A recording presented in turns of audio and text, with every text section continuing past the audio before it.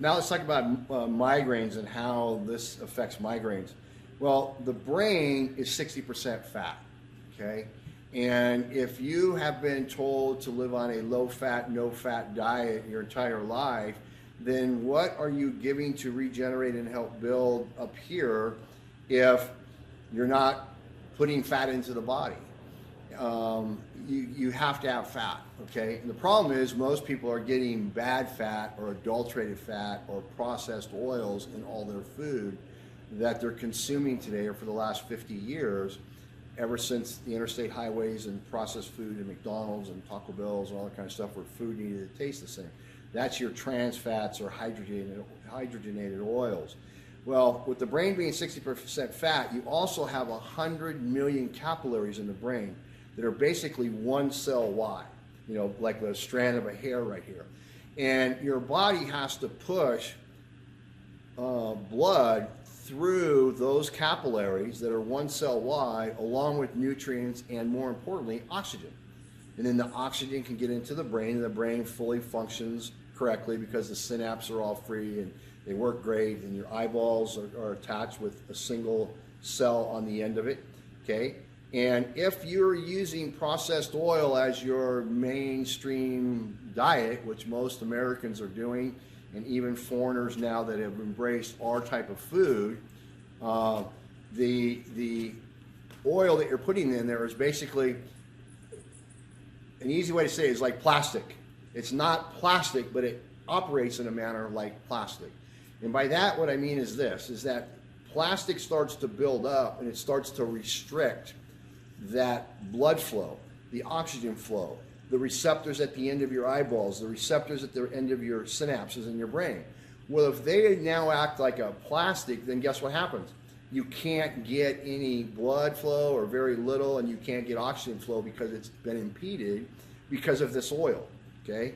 I can remember 40 years ago when I would go and visit my grandmother, she would tell me, Michael, it's going to rain tomorrow. I'd say, well, how would you know? She goes, because my arthritis is starting to hurt. I'm like, what?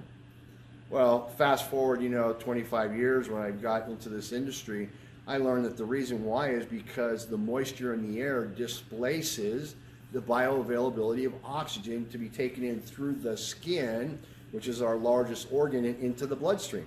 So that's the reason why her inflammation would flare up in her arthritis. It's why people move to the desert, to Arizona, where it's very dry and there's not a lot of humidity, because there's increased amount of oxygen in the air, which is then can be absorbed, but you're still missing the point. It's got to get into the cells, okay? So going back to the migraine, so what happens is this, is that if your brain can't get oxygen, then what happens? You get headaches, you get migraines, you sleep in the wrong position in bed, and you get a crick in your neck. What happens? Or you pinch a nerve, you can get headaches. And so most people that have migraines, what I found from, I'm going to say limited amount of research, but actually an extensive amount of research that we've done working with people with migraines, is they have all kinds of other symptomologies that go along with it, from chronic fatigue syndrome to other things that all tie into a lack of oxygen, lack of cellular respiration because of the diet and the incorrect lipid structure in the cell membrane, in the mitochondria, that doesn't allow for this oxygen, okay? And they're always, and most of them are always sick, okay? Because it's systemic. It's an underlying condition in the entire body. As I said when I first started, textbook of medical physiology says all disease and chronic illness is caused by this lack of oxygen at the cellular level, okay? Everything else is secondary. It's just a matter of where it hits you in your body first and foremost. So the thing I can't recommend most, especially for people with migraines, because I've seen case after case after case, get these oils in your body and see what a difference it makes, okay? Even for those on medications, we've found time over time, not only with migraines, but all kinds of other medical conditions, that their physician gradually backs off on their prescription dosages. And the reason why is very simply because once the cells become open. I'm going to call it become open and allow nutrients and oxygen to get in from the bloodstream. It means more of the drug they're taking can also get into the cell where it's supposed to be getting to do its job. So if you have cells that are plugged and you can't get anything in, what happens to most people, especially migraine people? They have to take higher and higher dosages of the drug to hopefully get the same result they may have gotten in the very beginning. And some of those dosages are super high. That's why we have an opioid epidemic of people because of the chronic pain.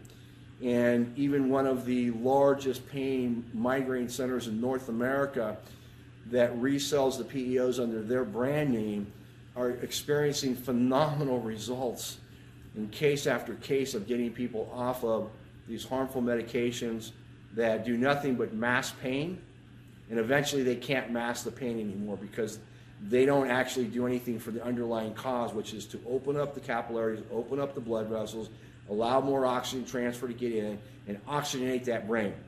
It's just like, if you dove in and, underwater and eventually you don't get any oxygen in your brain, what happens? You get a stroke. It's how you tie in dementia. It's how you tie in Alzheimer's. All of those diseases have started to become epidemic diseases because of all the processed food, processed oils. And even if you think you're eating healthy today, you're not getting that correct ratio of linoleic acid to alpha linoleic acid. And it's what's so key critical. So I can't implore enough, get on the products, take them consistently for a period of time, and see what it does for you. So this is Mike Maunu. Appreciate you watching my videos. Check out some of my other ones, and we'll see you in the next one. Thanks a lot.